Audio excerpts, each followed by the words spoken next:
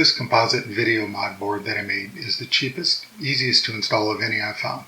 There's no need to remove the RF modulator. It adds composite video without adding another RCA jack. It's based on the popular ZX.zig.net circuit and only takes about 10 minutes to install. It works with any ZX81 ULA version. The video mod circuit is needed for two reasons. First, the ZX81 and ZX Spectrum as designed to output an analog RF signal, either UHF or VHF, depending on if it's PAL or NTSC, which can only be displayed on older TVs or newer TVs that can accept analog signals. Most newer TVs, though, only accept digital RF signals.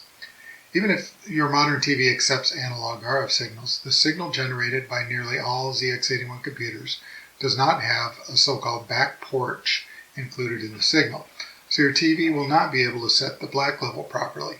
What results is a picture that is washed out or has very poor contrast, even with the brightness turned all the way up.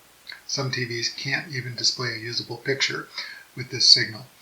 This video mod circuit generates a proper composite video signal which can be fed to the video input of just about every modern TV.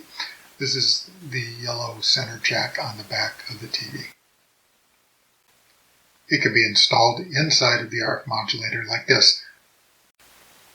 The easiest installation is to mount it outside of the RF modulator like this. The board can be mounted anywhere inside the case using thick double-sided tape or even hot glue.